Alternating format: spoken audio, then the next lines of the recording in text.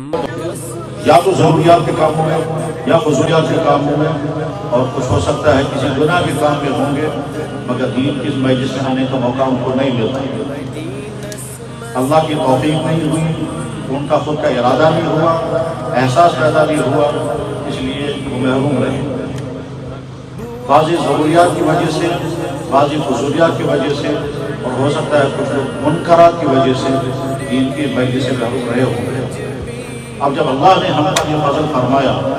کہ دین کی اس مجلس میں آنے کا موقع ملا، آنے والا جو بھی آیا، کچھ ہمارے ذمہ داران یہ بیانات کریں گے اور آپ حضرات تمام سننے کے لیے آئے۔ اس سلسلے میں صبح سے لے کر اب تک بہت قیمتی خطابات یقیناً ہوئے ہوں گے، اور اس کے بعد بھی انشاءاللہ بہت قیمتی بیانات ضرور ہوں گے، اور بیانات کے ساتھ ساتھ ہمارے رفیق محترم اور قدیم ترین ہمارے دوست جن کے ساتھ ہم نے دیوبند کا ایک زمانہ گزارا ہے، لیکن سوئی اتفاق اس زمانے میں میرا ان سے تعلق نہیں تھا، لیکن مجھے یاد ہے کہ جب دیوبند کے جامع مسجد میں اور دارالعلوم دیوبند کے درسگاہوں میں اپنے رفیق محترم قاری احسان محسن کے نعتیں ہم سنا کرتے ہیں، تو وہ بھی تشریف فرما ہے۔ انشاءاللہ ان کے نعتوں سے، اور اللہ نے ان کو بے نظیر بصیرت عطا فرمائی ہے، اور فی البدیع شاعری کی صلاحیت عطا فرمائی ہے، اور خالص سچی نعتیہ شاعری جس کے اندر خون جگر بھی شامل ہوتا ہے، وہ نعتیہ شاعری کر رہے ہیں، اور بلا شبہ ان کی نعتیہ شاعری سے پڑھنے والے کو خود بھی اور سننے والوں کے ایمان کو جگہ ملتی ہے، اور عشق نبی میں اضافہ ہوتا ہے، اور اپنے سدھار کی طرف توجہ آتی ہے۔ ان کی حمدیں، ان کے نعتیں جہاں جہاں بھی لوگوں نے سنی اور اللہ نے قبولیت عطا فرمائی، تقریباً پورے عالم میں ان کی نعتیں پڑھی اور سنی جاتی ہیں، تو وہ بھی تشریف فرما ہیں، ان سے بھی آپ انشاءاللہ ایمانی غذا محسوس کریں گے۔ حضرات، دنیا کا ہر کام نیت پر ڈیپینڈ کرتا ہے۔ جس نیت سے انسان کوئی کام کرتا ہے، جیسی نیت ہوتی ہے ویسے اس کے اثرات پہ آتے ہیں۔ اسلام میں نیت کی اتنی زیادہ اہمیت ہے کہ امام بخاری رحمہ اللہ عنہ نے اپنی کتاب نیت ہی کی حدیث سے شروع کی۔ میں نیت کی بات اس لیے بڑی اہمیت کے ساتھ کہنا چاہتا ہوں کہ بے شمار ہمارے دینی جلسوں میں آنے والے بھائی، جمعوں کے خطابات میں شریک ہونے والے بھائی، اصلاح معاشرہ کے جلسوں میں شریک ہونے والے بھائی، کیونکہ نیت ٹھیک نہیں ہوتی ہے، اس لیے جو فائدہ ان کو ہونا چاہیے وہ فائدہ نہیں ہوتا۔ نیت کیا ہوتی ہے؟ بعضوں کی نیت ہوتی ہے چلو اور کہیں ہے تو وہیں تک تھوڑی دیر گزاریں گے۔ بے شمار بھائیوں کی نیت یہ ہوتی ہے کہ ہم دیکھیں گے جو بولنے والے ہیں وہ کیسے بولنے والے ہیں، کس کا بیان زیادہ مزیدار ہے، کس کی گفتگو میں زیادہ لطف آ گیا، کس نے کوئی نئی بات سنائی، کس کے بیان میں جوش و جذبہ زیادہ تھا، کس نے ہم کو رلایا۔ گویا اس کے معنی یہ ہے کہ یہ جو بیان سننے کے لیے بیٹھا ہے یہ نمبر دینے کے لیے بیٹھا ہے، یہ درجہ بندی کرنے کے لیے بیٹھا ہے۔ فلانے مولانا صاحب کا بیان زیادہ اچھا تھا، فلانے کا کم درجے کا تھا، فلانے نے نئی بات کہی فلانے، تو یہ تو نیت ہی فاسد ہو گئی، کیونکہ آپ کو اس لیے نہیں بلایا گیا کہ آپ نمبرات دیں کس مولانا صاحب نے کیا بیان کیا، نہیں، جو مولانا جو بھی بیان کرے گا وہ تو اللہ نے اس کے ذہن میں ڈالا فلانے موضوع پر بیان کرو۔ موضوعات ہزاروں ہیں، اور جو بیان کرنے والے ہوتے ہیں یہ ان کے علم پر موقوف ہے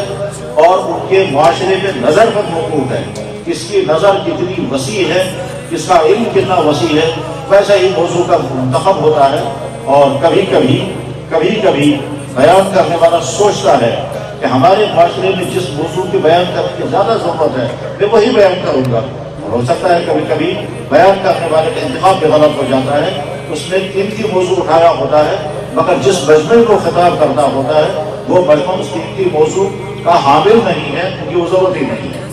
اسی لیے ایک طرف سے دعا کرنی چاہیے کہ یا اللہ، میں جب آپ بیان کرنے کے لیے جا رہا ہوں مجھے وہ موضوع کہلوا دیجیے جو یہاں کی ایمان والوں کی اصل ضرورت ہے، جس سے ان کو نفع ہو جائے، اور وہ ایسا نہ ہو کہ خوش تو ہو گئے ہم نے مزیدار بیان سنا مگر نفع ان کو کچھ نہیں ہوگا۔ ایسا بھی کبھی ہوتا ہے۔ کلاس میں ٹیچر آیا، اس نے اسٹوڈنٹ سے کہا میں آج تمہیں گڈ اسٹوری سناؤں گا، بچے خوش ہو گئے اور انہیں پورے پیریڈ میں انہوں نے بڑی مزیدار کہانی سنائی، بچے خوش ہو کر کے چلے گئے، لیکن بچوں کو کہاں پتا چلا کہ ہمارے ٹیچر نے ہمارا نقصان کر دیا، وہ تو جو سلیبس جو لیسن اسے پڑھانا چاہیے تھا اسے چھوڑ دیا۔ تو ٹھیک اسی طرح سے اگر درجے میں استاد آ گیا اور اسے بچوں کا سبق نہیں سنا اور کہا بچوں آج میں تمہیں سیرت پاک کا کوئی واقعہ سناؤں گا، بچے خوش ہو گئے، لیکن اس نے بچوں کا نقصان کیا۔ ایسی کبھی خطاب، کبھی موضوع منتخب کرنے والا ہمارا مقرر، موضوع منتخب کرنے والے ہمارے خطباء، موضوع منتخب کرنے والے ہمارے ائمہ موضوع کے انتخاب کی غلطی کر جاتے ہیں،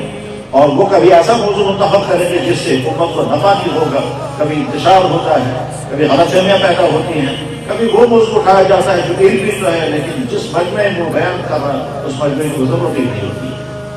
تو ان کو بھی نیت کرنی چاہیے کہ اللہ صحیح موضوع کے انتخاب ہمیں عطا فرما جو امت کے لیے اصلاح اور دوسری کا ذریعہ بنے، اور سننے والوں کو اپنی نیت یہ کرنی چاہیے کہ ہم جب دین کی اس مجلس میں بیٹھے ہیں اس نیت سے بیٹھے ہیں کہ کہنے والا جو کچھ کہہ رہا ہے وہ مجھے کہنا ہے، اور اس میں مجھے یہ دیکھنا ہے کہ کہنے والے نے کیا کہا۔ کہنے والا آپ کو فلسفہ سنانے کے لیے نہیں بیٹھا،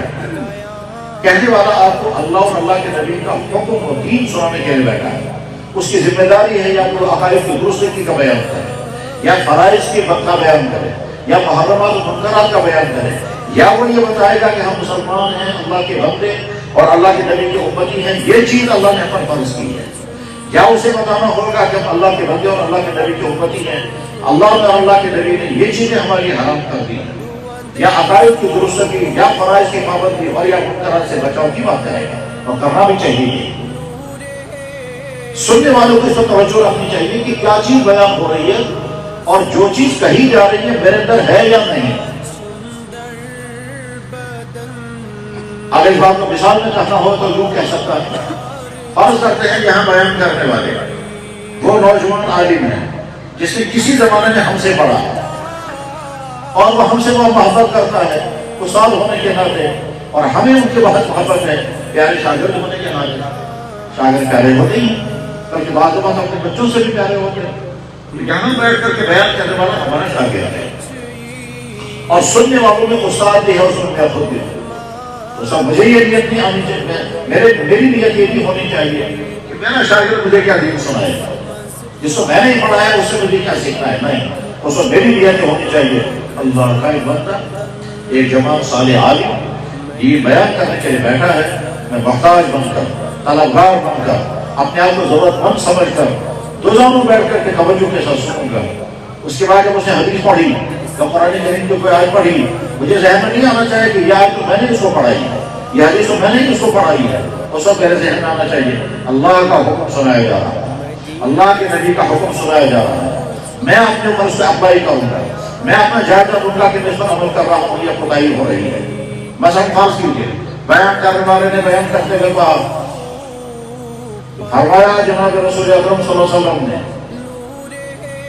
العینان تزنیان، جو سے لفظ پڑھا مجھے ایک دم سمجھ میں آ گیا یہ تو وہ حدیث ہے جو میں نے پڑھائی تھی، چاہے مشکات شریف میں، چاہے مسلم شریف میں، چاہے دوسری حدیث کی کسی طرح، العینان تزنیان والیدان تزنیان والرجلان تزنیان، آنکھیں بھی زناکاری کرتی ہیں، دونوں ہاتھ بھی زناکاریاں کرتے ہیں، پاؤں بھی زناکاریاں کرتے ہیں۔ یہ حدیث سنتے ایک دم مجھے خیال رکھنا چاہیے میں نے اپنے آنکھوں کا حال اب تک کیا کیا ہے، میں نے اپنے پاؤں کا حال اب تک کیا کیا ہے، میں نے پاؤں کسی غلط راستے کی طرف تو نہیں چلائے ہیں، میں نے اپنی ناخنوں سے کسی کو غلط طرف سے ٹچ تو نہیں کیا ہے، میں نے یہ آنکھیں غلط استعمال تو نہیں کی ہیں، چاہے کسی انسان کو دیکھنے میں اور چاہے کسی خاتون کو دیکھنے میں، چاہے کسی فوٹو کو دیکھنے میں، چاہے کسی ویڈیو میں، چاہے کسی آڈیو میں، چاہے کسی بک میں، چاہے کسی ویب سائٹ میں، چاہے فیس بک پر، میں اپنی آنکھوں کا غلط استعمال تو نہیں کر رہا ہوں۔ حدیث سننے کے بعد ایک دم مجھے فکر مند ہو جانا چاہیے کہ میں اپنا جائزہ لینے لگوں۔ مجھے اس وقت یہ نہیں لیتا ہے کہ مولانا صاحب نے ترجمہ صحیح کیا یا نہیں، اور ترجمہ صحیح کرنے کے ساتھ تشریح صحیح کر رہا ہے یا نہیں، مجھے ایک دم فکر پڑ جانی چاہیے۔ جناب ڈاکٹر نے اعلان کیا بیماری پھیل رہی ہے، کووڈ عام ہو رہا ہے، ہر آدمی فوراً فکر مند ہو جائے گا کہ مجھے تو نہیں ہو گیا، نیت یہ ہونی چاہیے۔ تو میرے بھائیوں، صبح سے لے کر اب تک جو کچھ بیان کیا گیا اس کو اپنے ذہن میں گھماؤ اور دوڑاؤ اور سوچو، اس میں سے بہت کچھ بھول جاؤں گا، کچھ یاد ہوگا، وہ سارا ذہن میں لا کر کے پھر ارادہ کریں جو کچھ کہا گیا ہے اس میں جو عمل کرنے کی چیز چیز ہے اس پر ہم عمل کریں گے اور جو بچنے کی چیز ہے اس سے بچیں گے. اور اس کے بعد پھر اب کے بعد جو کچھ بھی بیان ہوگا اس میں اسی توجہ اور اسی جذبے کے ساتھ سننا ہے کہ جو کچھ بیان کرنے والا کرے گا اس میں میں اپنے اوپر فٹ کروں گا. اگر بیان کرنے والے نے کہا اللہ نے یہ چیز، اللہ کے ذریعے یہ چیز مسلمان پر فرض کی ہے، تو فوراً یہ دیکھیں کہ میں اس فرض کو ادا کر رہا ہوں یا کوتاہی ہو رہی ہے. اگر ادا کر رہا ہوں تو شکر پڑھیں اور ساتھ میں اسی وقت ارادہ کریں یا اللہ اب تک ادا کرتا ہوں آئندہ بھی پابندی سے کرتا ہوں گا، چھوڑوں گا. اور اگر بیان کرنے والے نے بیان کیا کہ یہ فلانی چیز اللہ اور اللہ کے نبی نے ہم پر حرام کر دی ہے، تو سننے والا فوراً یہ دیکھے کہ اس کام میں مبتلا تو نہیں ہو. مثلا بیان کرنے والے نے کہا جوانوں کے اندر فلانی چیز ہے جو حرام ہے، دکانداروں کے اندر فلانی چیز ہے جو حرام ہے، ملازموں کے اندر فلانی چیز ہے جو حرام ہے، ہمارے گھروں کے اندر فلاں چیز ہو رہی ہے جو حرام ہے، ہماری مشورات میں فلاں چیز ہو رہی ہے جو حرام ہے، ہماری عورتیں پردہ نہیں کر رہی ہیں جو حرام ہے، ہماری عورتیں غلط موبائل کا غلط استعمال کر رہی ہے وہ حرام ہے، ہماری عورتیں فضول خرچہ کر رہی ہے وہ حرام ہے. سننے والوں کو چاہیے کہ فوراً اپنے منفرد کر کے دیکھیں کہ میں اس حرام میں مبتلا تو نہیں ہوں. اور اگر خدا نہ خاصا اس طرح کے سہارا میں مبتلا اسی وقت ارادہ کرنا یا اللہ اب تک جو ہو گیا میں نے غلطی کی، میں توبہ کرتا ہوں، معافی چاہتا ہوں، آج کے بعد نہیں کروں گا. لیکن جب یہ ارادہ کرنے کے لیے بیٹھیں گے تو آپ کا نفس رکاوٹ بنے گا، شیطان رکاوٹ بنے گا، اور بعض وقت ماحول کا دباؤ وہ رکاوٹ بنے گا. اس وقت انسان کے دل میں ایک جنگ شروع ہو جاتی ہے، جو میں نے سنا وہ کروں. اگر میں نے سنا کہ یہ چیز حرام ہے اور میں کر رہا ہوں، بیان کرنے والے نے کہا نامحرم عورت کے ساتھ تعلقات قائم کرنا جرم، بیان کرنے والے نے کہا ان عورتوں پر اللہ کی لعنت جو نامحرم کے ساتھ تعلقات جوڑتی ہیں. اب سننے والے کو چاہیے کہ واقع مت دیکھے کہ میں اس جرم میں اگر مبتلا ہوں اور لعنت برس رہی ہے تو اپنے آپ کو سے نکال دوں. بیان کرنے والے نے کہا کہ رشوت سے پیسہ کمانا حرام، سود کا پیسہ حرام. تو سننے والے کو فوراً دیکھنا ہے کہ میں اس جرم میں مبتلا تو نہیں ہوں. اگر میں اس جرم میں مبتلا ہوں مجھے یہی توبہ کر لینا چاہیے. میرے بھائیوں جس کو نیت کی بات تھی جو اب تک میں عرض کرتا رہا، پوری توجہ کے ساتھ سنیں گے، عمل کے ارادے سے سنیں گے، یاد رکھنے کی نیت سے سنیں گے، اور یہ سوچ کر کے سنیں گے کہ جو کچھ کہا جا رہا ہے یہ مجھے کہا جا رہا ہے اور میرا اللہ مجھے کہہ رہا ہے اور میرا نبی مجھے کہہ رہا ہے، مگر اس انسان کے ذریعے سے کہہ رہا ہے. اور اس میں اگر نفس آمادہ نہیں ہو پا رہا ہوگا اپنے نفس سے کہیں، اپنے آپ سے کہیں کہ اگر تم بیمار ہو جاؤ گے اور کسی ڈاکٹر کے پاس جاؤ گے اور ڈاکٹر تمہیں کہے گا فلانی دوائی کھانی ہے، فلانی دوائی کھانی ہے، فلانی چیز سے پرہیز کرنا ہے، وہاں اپنے نفس سے پوچھے تم مانو گے یا نہیں، اس پر عمل کرو گے یا نہیں. اللہ کا نفس کہے گا ہاں دوائی بھی کھاؤں گا، پرہیز بھی کروں گا. پھر اپنے آپ سے کہیے جب ڈاکٹر کی بات ماننے کے لیے تم تیار ہو گے، حالانکہ وہ کبھی پرہیز بتاتا ہے حلال چیز کا جو حرام نہیں ہوتی ہے. ڈاکٹر کہتا ہے چھاتی خراب ہوگی دہی مت کھائیے، میادے میں خرابی ہو گئی ہے بازی چیزیں گرم چیزیں مت کھاؤ، راجما دال مت کھاؤ، گوشت مت کھاؤ، آلو مت کھاؤ جو چیزیں گرم ہیں. کڈنی میں خرابیاں ہو گئی وہ کہے گا ٹماٹر مت کھاؤ، پالک مت کھاؤ. یا خدا نہ خاصا یورک ایسڈ بڑھ گیا وہ چیزیں بند کر دے، وہ ساری چیزیں فائدے مند ہو رہا. پروسٹیٹ کی خرابی ہوگی ڈاکٹر دودھ بند کر دیتے ہیں، کہتے ہیں دودھ کی بنی ہوئی ساری چیزیں بند کر دیں کیونکہ پروسٹیٹ کا کینسر ہونے کا خطرہ ہے. دودھ تو فائدے مند چیز ہے، دودھ، دہی، مکھن، گھی، پنیر، یہ ساری دودھ کی پروڈکٹس ان تمام کو ڈاکٹر بند کر دیتا ہے اگر پروسٹیٹ کا وارم شروع ہو گیا. حلال چیزیں بند انسان پرہیز کرے، کرنا ہے کہ پرہیز. اپنے آپ سے کہیں کہ جب ڈاکٹر کے کہنے پر تم حلال چیز چھوڑنے کے لیے تیار ہو جاتے ہو تو اللہ اور اللہ کے نبی پر کہنے پر تم حرام چیز چھوڑنے کے لیے کیوں تیار ہو؟ حضرات یہ مدرسے کا جلسہ ہے. مدرسے کا مقصد امت کے اندر دین محفوظ بھی رہے، دین پھیلے بھی، امت کا ہر طبقہ دیندار بنے، امت کے مرد، امت کی عورتیں، امت کے جوان، امت کے بوڑھے، امت کے پڑھے لکھے، امت کے ان پڑھ، امت کے دفتروں والے، امت کے بازاروں والے، امت کے سکولوں والے، امت کے کالجوں والے مسلمان ہیں، مسلمان مرکزی ہیں. اور کسی طرح کے لیے مدرسہ قائم ہوتا ہے. ان مدرسوں کا تعلق نہ کسی سیاست سے، نہ کسی سماجی مسئلے سے ہے. یہ کوئی ویلفیئر کام بھی نہیں کرتے، یہ تو اتنا کرتے ہیں امت کے بچوں کو لائیں گے، امت ہی سے چندے مانگیں گے، امت ہی کے رقموں سے مدرسہ کھڑا کریں گے، امت کے رقمیں لے کر انہیں کے بچوں کو کھلائیں گے، انہی کے ساتھ نچلی سطح کی زندگی گزارے گے. یاد رکھیں اس وقت ہمارے سماج میں اتنی کم آمدنی پر وجہ فخر کرنے والا کوئی نہیں ہے جتنا ہمارے مسجدوں کا امام اور ہمارے مدرسوں کے قرآن پڑھنے والے اساتذہ. انسانوں کے نظر میں ان کی حیثیت چاہے جو بھی ہو، اللہ کے نظر میں بہت اونچے ہیں،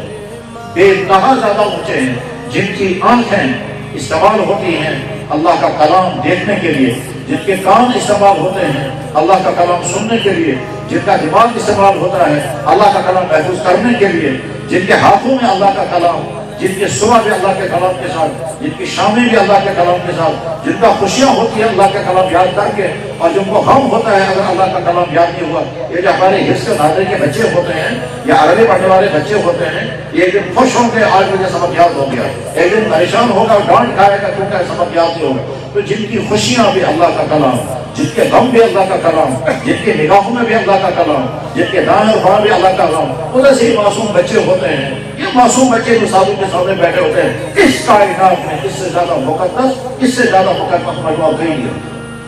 جس میں اللہ فرماتے ہیں خیرکم من تعلم، اللہ کے نبی فرماتے ہیں خیرکم من تعلم القرآن وعلمہ. آنکھوں کا کام زندگی بھر دیکھنا ہے، دیکھتے رہیں گے. کانوں کا کام سننا ہے، سنتے رہیں گے. زبان کا کام بولنا اور دماغ کا کام یاد رکھنا ہے. لیکن اللہ کا کلام دیکھنا، سننا، یاد کرنا، پڑھنا اور اسی کے لیے جینا. ان صلاتی و نسکی و محیای و مماتی للہ رب العالمین. مدارس جہاں ہیں اسلام محفوظ ہے، اور خدا نہ خواستہ اگر مدارس نہیں ہے اسلام کا وجود خطرے میں ہوتا ہے. وہاں مسلمان مادی اعتبار سے بڑی ترقی یافتہ ہوں گے، لیکن اگر مدرسہ نہیں ہے آگے چل کر کیا کہا جائے گا؟ جناب اس علاقے میں مسلمان بڑے خوشحال ہیں، ان کے یہاں سائنٹسٹ بھی ہیں، ان کے یہاں ڈاکٹر بھی ہیں، ان کے لائر بھی ہیں، ان میں ہر شعبے کے لوگ ہیں، ان کی سڑکیں بھی بڑی عمدہ ہیں، ان کی بلڈنگیں بھی ساری ہیں، لیکن ان کو چلنا دیا. ان کے پاس نمازیں بھی نہیں ہیں، ان کا دین ہی نہیں ہے، ان کا اللہ اور ان کے دل کا تعلق تو ختم ہو گیا. اس کے بعد ہوتے ہوتے وقت آتا ہے دین ختم، وہ مسلمان خوشحال زندگی گزارنے والے پھر کہتے ہیں ہمارے آباء و اجداد مسلمان تھے، آج ہم نے. پھر ایک وقت آتا ہے نام بھی ختم ہو جاتا ہے، پھر ختنے بھی ختم ہو جاتے ہیں. دنیا کا مشہور ترین شہر جہاں ایک زمانے میں ایک بھی کافر نہیں تھا، بخارا، آج وہاں ایک بھی مسلمان ہے.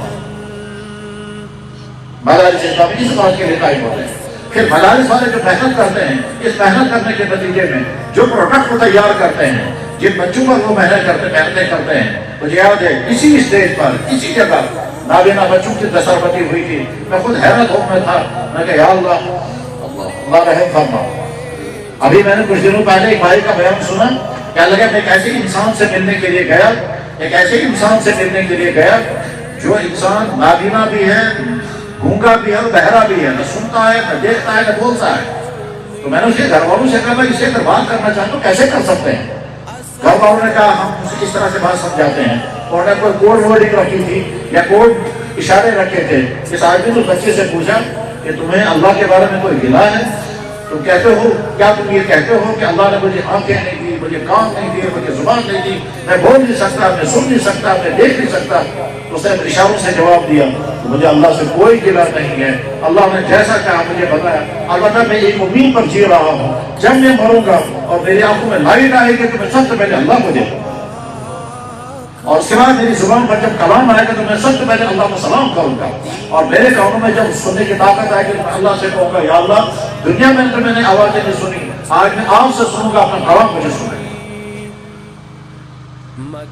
مدرسے میں پڑھنے والے بچے اتنے پیارے ہوتے ہیں. مدارس کا مقصد نہ سیاسی معاملات میں دخل اندازی ہے، نہ انتظامی معاملات میں دخل اندازی ہے، نہ کسی اس طرح کے، یہ تو دوسروں لوگوں میدان ہے. مدارس کا مقصد ہے ہر مسلمان دیندار بنے، ہر مسلمان اپنے بچے کو دین کو دے،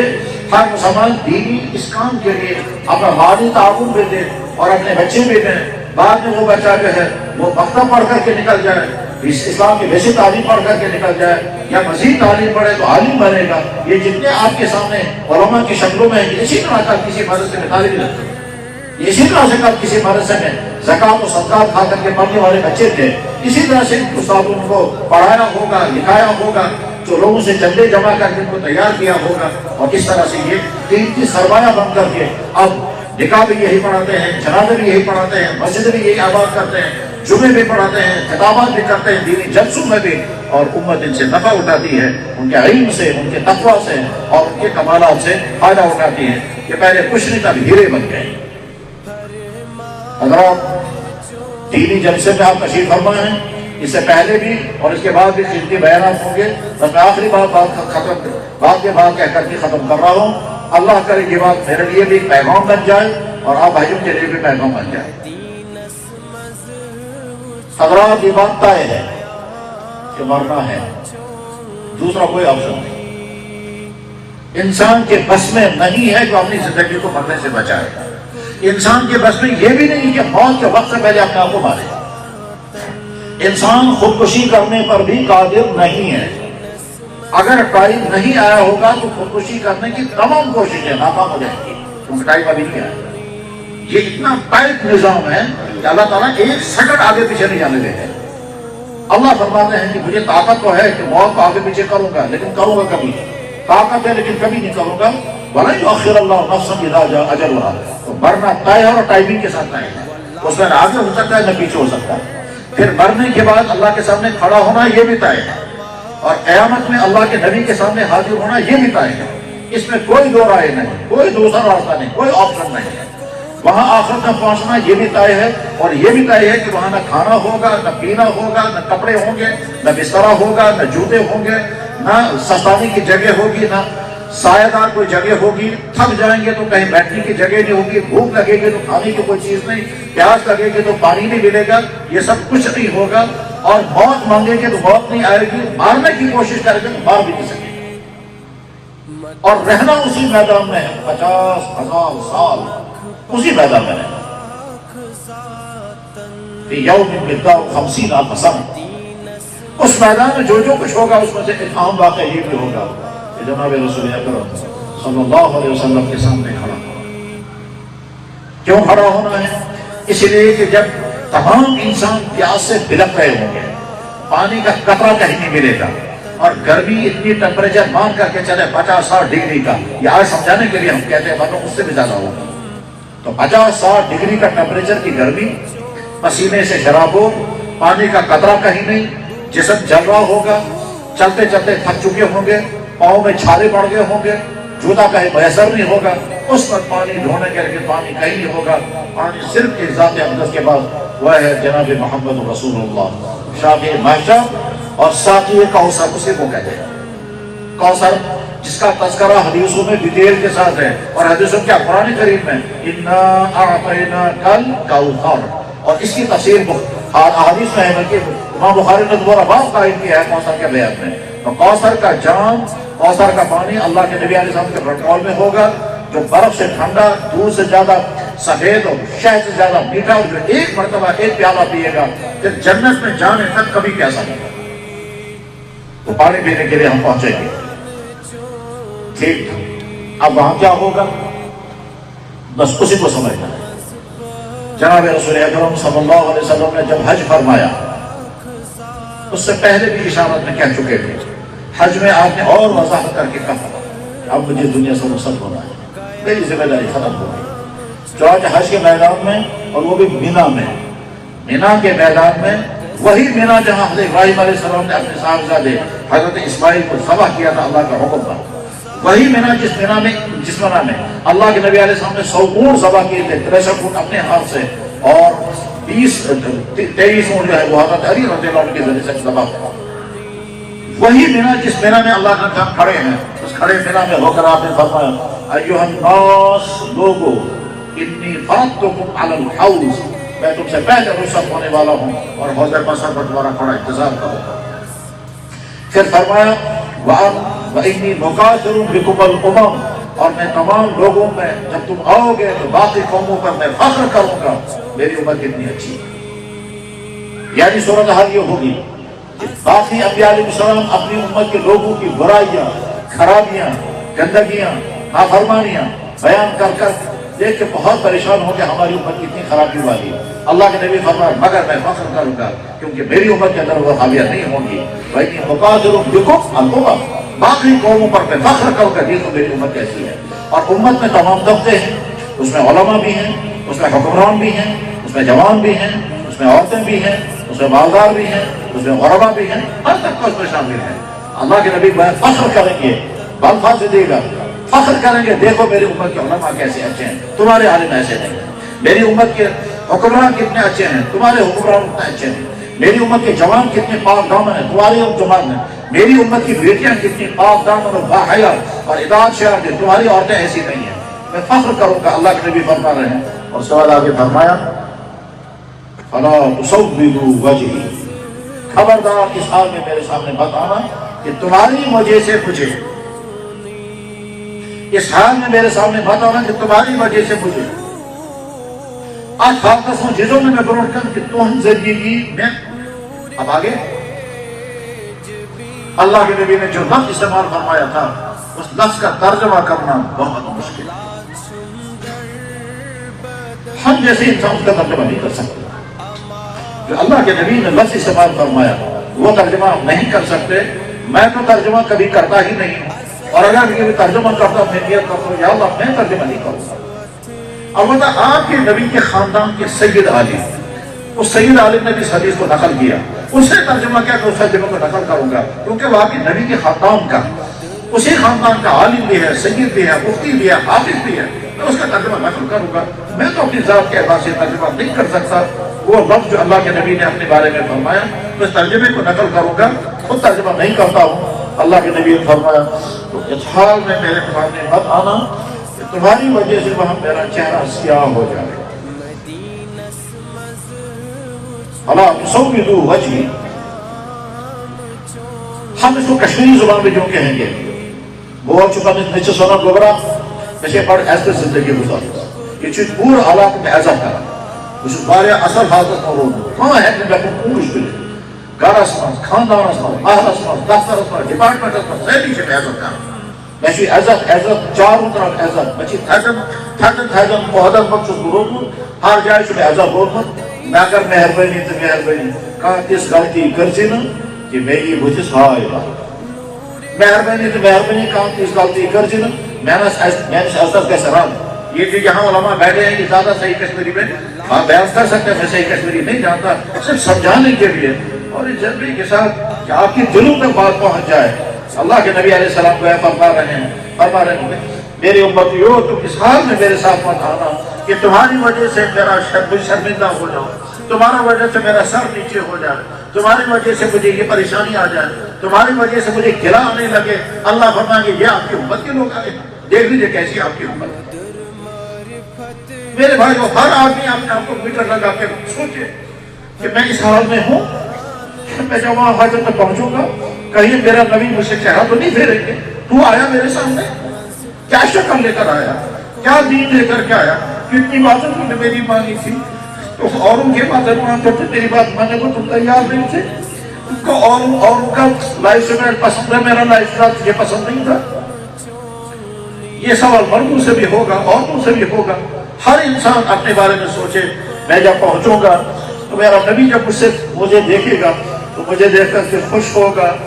یا مجھے دیکھ کر میرے نبی کی آنکھوں میں آنسو آئیں گے یا میرے نبی جلال میں آ جائیں گے یا میرے نبی غصے ہو جائیں گے کہیں گے دفع ہو جا، تم میرے سامنے کیسے آ گیا؟ کیا اللہ کے نبی اعظم یہ کہہ سکتے ہیں دفع ہو جا؟ جواب ہے ہاں، جب دل دکھتا ہے اس کے بعد یہ جملہ نکل آتا ہے، چنانچہ حدیثوں میں ہے، مسلم شریف میں حدیث ہے، اللہ کے نبی اپنے بہت سارے امتوں کو لے کر کہیں گے سحقا لمن غیر دینی، دفع ہو جاؤ، دور ہو جاؤ میرے سامنے سے، تم میرے سامنے آنے کے قابل نہیں ہو، تم نے میرے دین پر زندگی گزاری نہیں، گزاری کیا تم نے میرے دین کو بگاڑ دیا تھا۔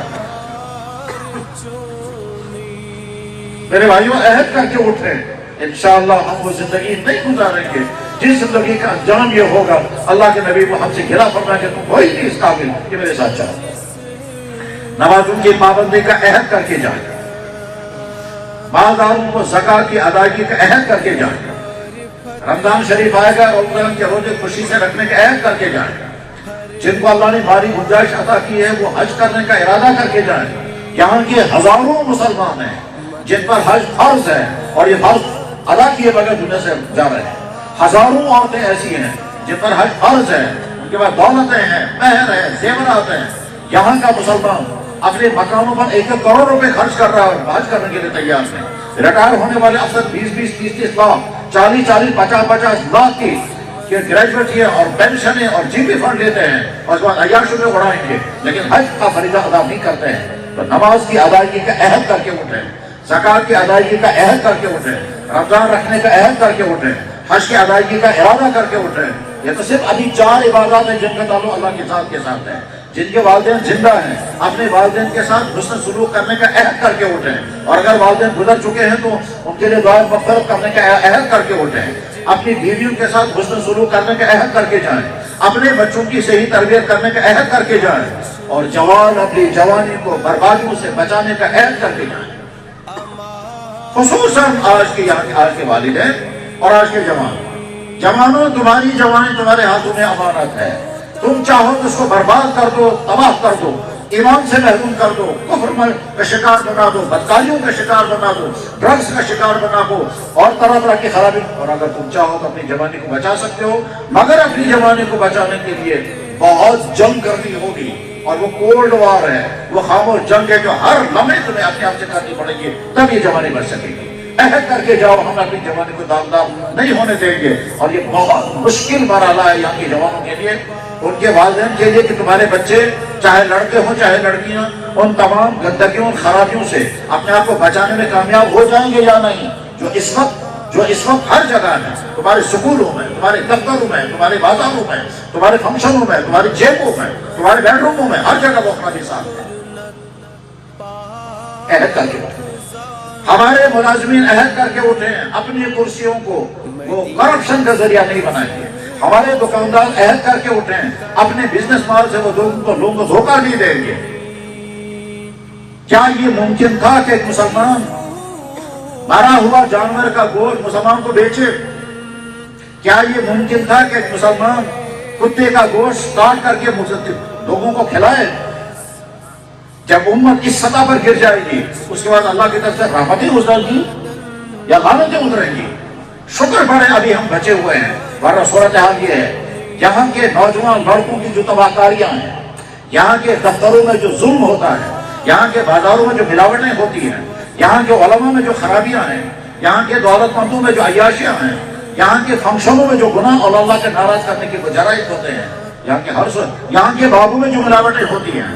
یہاں کے دوا فروش جس طرح سے نقلی دوائیاں بیچتے ہیں، یہاں کے بے شمار ڈاکٹروں کا رویہ جیسے پیشنٹوں کے ساتھ غلط ہے، یہاں کے کورٹوں میں وکیلوں اور دوسروں کے ذریعے سے جو ظلم ہوتا ہے، یہاں کے گھروں میں بھائیوں کے ذریعے سے پراپرٹی میں جو زیادتیاں ہوتی ہیں، یہاں اللہ فرما رہے ہیں یتیم کا مال مت کھاؤ۔ ہم دیکھتے ہیں کس طرح سے یتیموں کا مال لوٹ لیتے ہیں، چچا اور ماموں بن کر۔ یہ زندگی لے کر ہم اللہ کے نبی کے بارگاہ میں پہنچیں گے تو کیا ہمیں اور پہنائے جائیں گے یا اللہ کے نبی؟ اور جب اللہ کے نبی جلال میں آئیں گے، یاد رکھیں، اچھی طرح سے یاد رکھیں، اللہ ہر چیز برداشت کر لیتے ہیں، لیکن اپنی نبی کی تکلیف اللہ برداشت نہیں کرتا۔ بلکہ بعض دفعہ اگر بندہ اللہ کی شان میں گستاخی کرے، اللہ اس کو بھی اوائڈ کر دیتے ہیں۔ میرا بندہ ہے، میرے ساتھ اللہ اپنے بندوں کی وہ نافرمانی ہے جو اللہ کی ذات عالی اور شان عالی کے خلاف ہو، گستاخی اللہ تعالیٰ کو دھیان ہی نہیں دیتے، اعراض کرتے ہیں۔ لیکن نبی کے مطابق اللہ جل شانہ کا چنانچہ میں واقعہ سنا کا بات ختم کر رہا ہوں۔ جناب رسول اکرم صلی اللہ علیہ وسلم کا ایک نکاح ہوا، دکھتا کیا ہے، اللہ تعالیٰ برداشت نہیں کرتے ہیں اپنے نبی کی ذرا سے بھی تکلیف کسی کے ذریعے سے بھی آئے۔ جناب رسول اللہ صلی اللہ علیہ وسلم کا نکاح ہوا، وہ نکاح حضور نہیں کرنا چاہتے تھے، لیکن اللہ کا حکم آ گیا آپ کو یہ نکاح کرنا ہے۔ اللہ کے نبی نہیں چاہتے تھے، نکاح میں ضرورت تھی، ارادہ بھی نہیں تھا، حالات بھی نہیں تھے، حالات سازگار نہیں تھے، ارادہ بھی نہیں تھا، ضرورت بھی نہیں تھی، لیکن اللہ نے فرمایا ہم نے نکاح کر دیا۔ چنانچہ حضرت زینب رضی اللہ عنہ جن کے ساتھ یہ نکاح ہوا، وہ فخر کے ساتھ ازواج مطہرات کو کہتی تھی تمہارا نکاح زمین پر ہوا، میرا نکاح تو اللہ نے آسمانوں میں کیا، اور زمین پر کوئی نکاح نہیں ہوا۔ اب تک یہ نکاح ہوا تو جناب رسول اللہ صلی اللہ علیہ وسلم نے سوچا اس موقع پر یہ نکاح بالکل یونیک نکاح ہے، اللہ کی طرف سے حکم آیا، وہیں سے نکاح پڑھا گیا زمین پر، تو لہٰذا مالی گنجائش بھی اچھی ہے تو دعوت کا ہوگا۔ چنانچہ اللہ کے نبی علیہ السلام نے دعوت کا اہتمام فرمایا، جو اس سے پہلے اتنا نہیں تھا، اس کے بعد بھی ایسا نہیں ہوا، اس موقع پر دعوت کا اہتمام آپ نے فرمایا۔ اور بخاری میں حدیث ہے کہ صحابہ کرام کہتے ہیں اس دن دعوت میں ہم نے روٹیاں بھی کھائی اور گوشت بھی کھایا، فَأَكَلْنَا لَحْمًا وَخُبْزًا۔ خیر یہ دعوت ہوئی، صحابہ کرام حاضر ہوئے، آتے رہے کھاتے رہے، رخصت ہوتے گئے، ایک گروپ اندر آتا تھا، کھا کر کے فارغ ہو کر رخصت ہوتا تھا۔ اخیر میں 2 یا 3 صحابی اندر داخل ہوئے، انہوں نے کھایا، کھانے کے بعد فارغ ہو گئے تو اب اللہ کے نبی علیہ السلام نے سوچا کہ یہ اٹھ جاتے تو میں اپنا کام کرتا، یا تو آرام کرنا ہوگا، اکیلے ہوں گے، یا کوئی اور کام رہا ہوگا۔ اب حضور سوچتے ہیں یہ اٹھ جاتے تو میں آرام کرتا، یہ اٹھ جاتے تو اپنا کام کرتا۔ حضور سوچتے رہے مگر فرمایا نہیں، بڑی جھکنا کہہ نہیں پائے وہ جی نکلو فارغ ہوئے نیرو خدا سوال کر سے قبل کری۔ آپ علیہ السلام نہیں کہہ پائے، کیوں؟ میرے گھر میں مہمان ہے، میں نہیں یہیں سے کہوں گا ہے قبل کر تو کری۔ آپ علیہ السلام نے سوچا کہ جب یہ نہیں اٹھ رہے ہیں تو چلو میں ہی اٹھ جاتا ہوں۔ چنانچہ حضور اٹھ کے نکل گئے باہر، یہ حضرات وہیں بیٹھے رہے۔ اللہ کے نبی علیہ السلام حضرت عائشہ کے پاس پہنچے، حضرت حفصہ کے پاس پہنچے، ان سے کچھ بات چیت ہوئی، انہوں نے پوچھا بھی وہاں سے حضرت سارا ٹھیک ہو گیا؟ ہاں سارا ٹھیک ہو گیا، سب لوگوں نے کھانا کھایا، فراغت ہو گئی۔ پھر واپس آئے یہ دیکھنے کے لیے کہ وہ 3 صحابی ابھی ہیں یا نکل گئے، وہ تینوں ابھی بیٹھے بیٹھے۔ ان کے ذہن میں نہیں آیا یہ کہ اللہ کے نبی چاہتے یہ ہے کہ ہم کمرہ خالی کرتے ہم اٹھ جائیں۔ اللہ کے نبی نے فرمایا بھی نہیں، نہ فرمایا نہ ان کے ذہن میں آیا۔ حضور نے ویسے ہم نے نظر ڈالی، نظر ڈالنے کے بعد پھر واپس نکل گئے، پھر تشریف لے گئے ایک جگہ، دوسری جگہ، تیسری جگہ۔ کافی دیر کے بعد جب آئے، اب شاید چلے گئے ہوں گے، کمرہ میرا خالی ہو گیا ہوگا، حجرہ مبارک آ کے دیکھا تو وہ ابھی بیٹھے گئے۔ اتفاق کے بعد ان کے ذہن میں نہیں آیا، اور عجیب اتفاق یہ ہے کہ آپ نے فرمایا بھی نہیں۔ اگر اللہ کے نبی سے فرماتے ہوئے تو اسے نہیں دوں تو کوئی مشکل نہیں تھا، لیکن آپ نے نہیں فرمایا اپنی زبان مبارک سے۔ ان کے ذہن میں بھی نہیں آیا کہ ہمیں اٹھ جانا چاہیے، وہ بیٹھے ہوئے ہیں۔ اب دوسری یا تیسری مرتبہ جب آپ علیہ السلام نے دیکھا، اب ان کو خیال آیا اس پر کوئی بات نہیں ہو سکتا ہے انہوں نے سوچا ہوگا اس گھر کے اندر، اس حجرہ مبارک کے اندر آئندہ کہاں ہم اندر آ سکیں۔ وہ تو آج قسمت سے موقع مل گیا تو اندر آ گئے، اس لیے بیٹھنے کا موقع جتنی دیر بیٹھ سکے بیٹھو، آئندہ نہیں آ سکتے کیونکہ آگے آئندہ تو عزائر مطالعہ کیا ہوں گی، اور عزائر مطالعہ کے جو موجود کے اندر نہیں آ سکتے، اس لیے انہوں نے سوچا جتنی دیر بیٹھ سکیں غنیمت ہے۔ حضور بھی چلے گئے، اشفاء کے فکر کبھی یہ ان کے ذہن میں آیا ہوگا، صحیح ٹینشن ہے۔ اب دیکھیے ان صحابہ کرام، یہ 2 تھے یا 3، ان کا تصور، ان کی نیت، ان کا انٹینشن یہ نہیں کہ نبی کو تکلیف پہنچے، اب کس میں صحابی تھے، ممکن بھی نہیں ہے۔ اب جب جناب رسول اللہ صلی اللہ علیہ وسلم تیسری مرتبہ آئے، یہ صحابی اٹھ گئے اور ان پر نکل گئے۔ جب وہ نکل گئے، اللہ تعالیٰ شامل آئے دے گئے، یا ایھا الذین آمنوا، اے ایمان والو، لا تدخلوا بیوت النبی، نبی کے گھر میں مت آؤ، الا ان یؤذن لکم، مگر جب یہ تمہیں اجازت دے تب اندر آؤ۔ پھر جب اندر آؤ اور کھانے کے لیے بیٹھو تو انتظار مت کرو، اور جب فارغ ہو جاؤ ولا مستأنسین لحدیث، بیٹھ کر کے وہاں باتیں مت کرو، بیٹھ کر کے وہاں دربار مت چلاؤ۔ اس کے بعد آگے فرمایا ان ذلکم کان یؤذی النبی، اس سے میرے نبی کو اذیت ہو گئی، اس سے میرے نبی کو تکلیف پہنچی، تم بہت دیر تک وہاں بیٹھے رہے اور میرے نبی کو اس سے تکلیف پہنچی۔ پھر فرمایا ما کان لکم ان تؤذوا رسول اللہ، تمہاری ہرگز یہ بات نہیں ہے کہ اللہ اس کے رسول کو اذیت پہنچے۔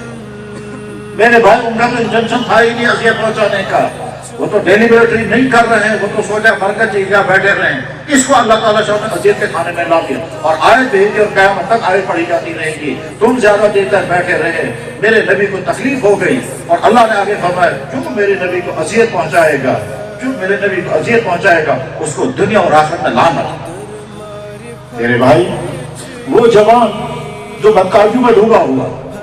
جو رقص کر رہا ہے، جو عیاشی میں ہے، جو فضول خرچی کر رہا ہے، جو میوزک اور ڈانس دیکھ رہا ہے، وہ ہماری بیٹیاں، ہماری بہنیں جو بے پردگی کر رہی ہیں، جو فیشن کر کر کے کہیں یہیں سے پیچھا کرتی ہیں، وہ ہماری ماں اور بہنیں جو راتوں کو جاگتی رہیں گے مگر نماز نہیں پڑھیں گے، وہ ہمارے نوجوان جو ساری رات فیس بک اور یوٹیوب چینل سے دیکھتے رہیں گے مگر نماز نہیں پڑھیں گے، وہ ہمارا دکاندار جو ملاوٹ کر کے ہمارے بھائیوں کو دھوکہ دے رہا ہے، وہ مسلمان جو زندگی گزار رہا ہے اللہ کے نبی کے نافرمانی کے ذریعے، اس سے نبی کو اذیت نہیں ہو رہی ہوگی؟ جب یہاں سے رپورٹ پہنچتی ہوگی امت کا حال تو کیا ان کا دل نہیں دکھتا ہوگا؟ اور جب اللہ کے نبی کا دل دکھے گا تو اللہ برداشت کر لیں گے۔ جب ان صحابی کی تکلیف برداشت اللہ نے نہیں کی تو اس میں بھی ارادہ کرو ہم وہ زندگی نہیں گزاریں گے جس زندگی کے رپورٹ اللہ کے نبی کے سامنے پہنچ جائے، ان کا دل دکھ جائے۔ مجھے جب میرے بھائی نے جب مجھ سے کہا کہ جی مجھے حضور نبی علیہ السلام کی زیارت ہو گئی، اور کیا ان کی زیارت ہوتی رہتی ہے کیونکہ اللہ کے بندے عجیب دنیا میں ہیں۔ ابھی کچھ دنوں پہلے میں نے بچے کے بارے میں سنا، پھر وہ مجھے ملا کیونکہ وہ نابینا ہے۔ اس نابینا مجھ سے کہا کہ میں نے 1 کروڑ درود شریف پڑھ لیا، کیونکہ میں کسی اور کا کام تو ہوں نہیں، ایک ہی جگہ بیٹھا رہتا ہوں، 1 کروڑ درود شریف میں پڑھ لیا۔ اسی طرح سے دوسرے نوجوان نے مجھ سے کہا، کہنے لگا مجھے خواب میں زیارت ہوتی رہتی ہے، ایک دن مجھے زیارت میں دیکھا اللہ کے نبی اعظم بے انتہا غمزدہ ہیں۔ میں نے پوچھا حضرت کیوں غمزدہ ہیں؟ حضور نے اپنے سینے مبارک کی طرف ہاتھ لگایا، پھر میں نے دیکھا حضور کے سینے مبارک کوئی داغ ہے۔ میں نے پوچھا حضرت یہ کیسا داغ ہے؟ فرمایا کشمیری نوجوان لڑکوں اور لڑکیوں نے میرے سینے کو زخمی کر دیا ہے۔ میرے بھائیو عہد کا چوٹ ہے، انشاءاللہ اپنی زندگی کو ہم مومنانہ زندگی بنائیں گے، باکردار زندگی بنائیں گے، اخلاق والی زندگی بنائیں گے، نبی کی اتباع والی زندگی بنائیں گے، اور اسی میں ہمارے لیے کامیابی ہوگی۔ وآخر دعوانا ان الحمدللہ رب العالمین برحمتک یا ارحم الراحمین۔